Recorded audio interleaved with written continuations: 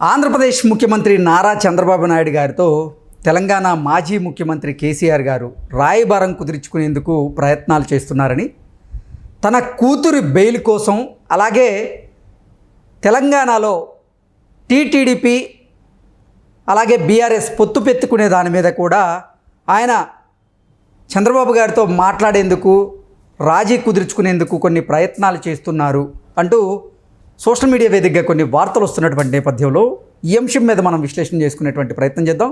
ప్రస్తుతం మనతో పాటు ఉన్నారు ప్రముఖ సీనియర్ జర్నలిస్ట్ డివిఎస్ గారు. సార్తో మాట్లాడదాం. సార్ నమస్తే. సార్ నమస్తే.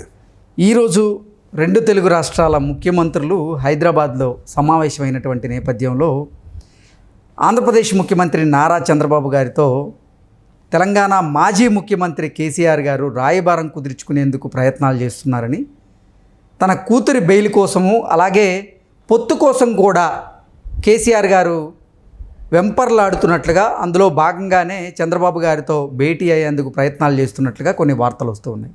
దీని మీద మీ విశ్లేషణ ఏంటి సార్? ఆంధ్రప్రదేశ్ ముఖ్యమంత్రి చంద్రబాబు తొలిసారి నిన్న హైదరాబాద్ నివాసానికి వచ్చారు. ప్రజలంతా బ్రహ్మరథం పట్టారు. నీకు బేగంపేట ఎయిర్పోర్ట్ నుంచి ఆయన నివాసం దాకా భారీ ర్యాలీ రాత్రల్లా మనం చూసాం. ఇప్పుడు ఇవాళ ఇద్దరు ముఖ్యమంత్రుల భేటీ సాయంత్రం 6 గంటలకు. రేవంత్ రెడ్డి, చంద్రబాబు.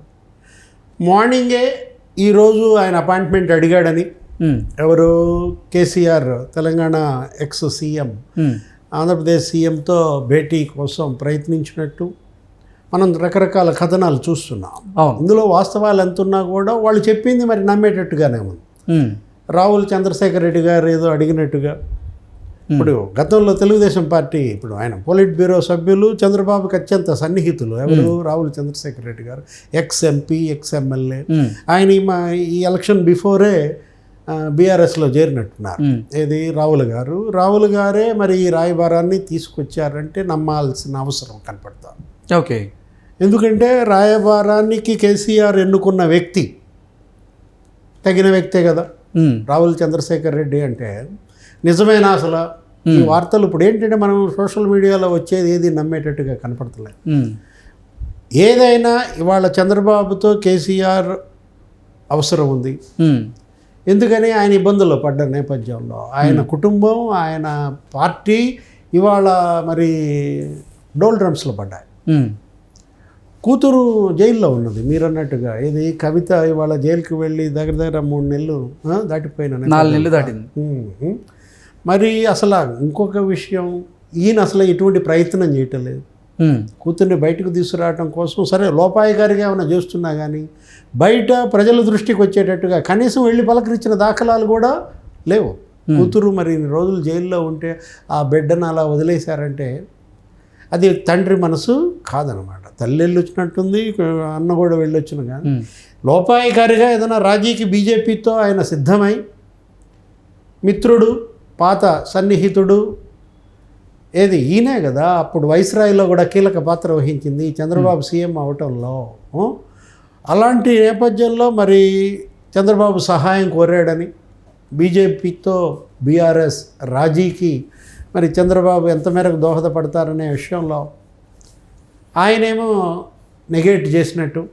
అంటే నేను వచ్చిన పర్పస్ వేరు, ఈరోజు ఈ సమావేశం వేరు, మేము పెట్టుకున్నది వేరు, కాబట్టి ఇప్పుడు ఆయనతో భేటీ అంతా ఒప్పేది కాదని గ్రహించి సాయంత్రం భేటీకే ఆయన తయారవుతున్నారు. అసలు తెలంగాణలో బీఆర్ఎస్ పార్టీ మనుగడే ప్రశ్నార్థకంగా మారిందని కేసీఆర్ గారు భావించారని, బీఆర్ఎస్ పార్టీని క్షేత్రస్థాయిలో మళ్ళీ నిలబెట్టాలి అంటే తెలుగుదేశం పార్టీతో పొత్తు పెట్టుకోవడమే శరణ్యం అనేటువంటి భావానికి కేసీఆర్ గారు వచ్చారని, పొత్తు పెట్టుకునే దాని మీద కూడా ఆయన చంద్రబాబు గారితో చర్చించబోతున్నట్లుగా, అందుకే ఆయన చంద్రబాబు గారి అపాయింట్మెంట్ కోరినట్లుగా కూడా కొన్ని వార్తలు వస్తున్నాయి సార్. అదే తెలుగుదేశంతో పొత్తు అంటే ఎన్డీఏలో చేరటం. ఓకే. బీజేపీ, జనసేన, తెలుగుదేశం కూటమి, ఇవాళ ఆ కూటమి ప్రభుత్వం ఆంధ్రప్రదేశ్లో ఉంది. ఆ కూటమి ప్రభుత్వమే ఢిల్లీలో, అదే దేశవ్యాప్తంగా ఉన్న నేపథ్యంలో ఇవాళ ఎన్డీఏ కూటమికి దగ్గర అవ్వాల్సిన అవసరం కేసీఆర్కి ఏర్పడింది. కాబట్టే వారధిగా చంద్రబాబు దగ్గరికి తన యొక్క వినతిని తీసుకువెళ్ళటం. ఇప్పుడు ఈరోజు ఆయన కామెంట్స్ మనం చూసాం. కేసీఆర్ ఏంటి కేసీఆర్ ఓటమి వల్ల దేశం నష్టపోయిందన్నాడు. బీఆర్ఎస్ ఓటమి దేశానికే నష్టం అని తెలంగాణ వాళ్ళు భావిస్తున్నారు లేదు మనకైతే తెలియదు, కానీ మహారాష్ట్ర వాళ్ళు భావిస్తున్నారు. కొంతమంది రైతులు ఈ మధ్య నన్ను కలిసినప్పుడు వాళ్ళు వాపోయారు, మీ ఓటమి మీకు కాదు నష్టం, మీ పార్టీకి కాదు నష్టం, మొత్తం దేశానికే నష్టం అని దేశకీ నేత దగ్గర వాళ్ళన్న మాటలు ఇవాళ మళ్ళా ఇంకోసారి నవ్వుల పాలవుతున్న పరిస్థితి.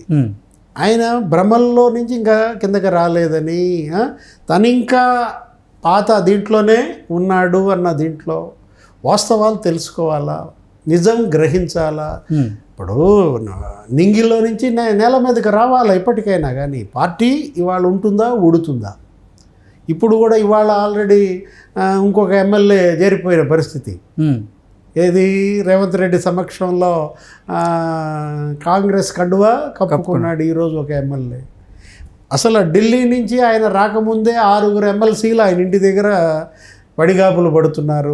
నిన్న మనం మాట్లాడుకున్నట్లుగా అసలు బీఆర్ఎస్లో ఇక కల్వకుంట్ల కుటుంబం తప్ప మిగతా వారు ఎవరు మిగిలేటట్టు పరిస్థితి కూడా కనపట్లేదు.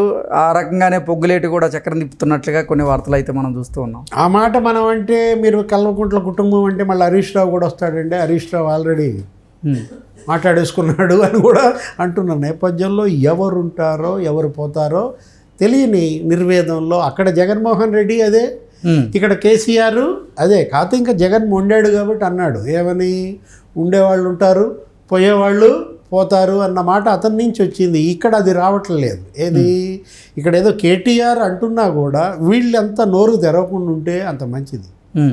నోరు తెరిచిన కొద్దీ గబ్బు అవుతుంది. ఇప్పుడు రేవంత్ రెడ్డి చాలా సీరియస్గా తీసుకున్నారు. ఒకవైపు చంద్రబాబుతో మీటింగ్ నీకు సాయంత్రం 6ంటికి,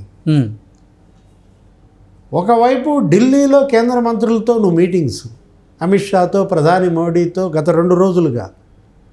గత 2 రోజులు ఆంధ్రప్రదేశ్ సీఎం ఢిల్లీలోనే ఉన్నారు, గత 2 రోజులు తెలంగాణ సీఎం ఢిల్లీలోనే ఉన్నారు. కేంద్ర పెద్దలతో ఇద్దరు వేరువేరుగా భేటీలు మీరు చూశారు. ఇప్పుడు అసలు ఢిల్లీ నుంచి వచ్చేసరికి ఇక్కడ తెలంగాణలో దిగంగానే రేవంత్ ఇంటికి వెళ్ళంగానే రాత్రి 12ంటికి 6 కాసు కూర్చున్నారు కండవాళ్ళతో. పొంగులేటి ఇచ్చాడు కండవా, ఈయన కప్పేశాడు 6. ఇప్పుడు ఇవాళ మీటింగ్ కదా, ఏది తెలంగాణ సీఎం ఆంధ్రప్రదేశ్ సీఎం. మీరు దేని మీద ఆలోచనలు, మీరు దేని మీద చర్చలు, అసలు అక్కడ ఏం అడగాలి, ఏం తేవాలి, బోల్డ్ సమస్యలు ఉన్నాయి కదా. ఆల్రెడీ నువ్వు అడుగుతోంది ఏంటి, వాళ్ళ రేవు పట్టణాలు అడుగుతున్నాడు. ఓడరేవుల్లో కూడా మాకు వాటర్ రావాలా, మీ కోస్టల్ లైన్ అంతా మాకు ఇచ్చేసేయండి, టీటీడీలో కూడా మాకు వాటా కావాలా, తిరుపతి దేవస్థానం కొన్ని కొత్త కోరికలు కూడా పెట్టిన నేపథ్యంలో ఇంకో కండవా కప్పాడు ఒకడికి.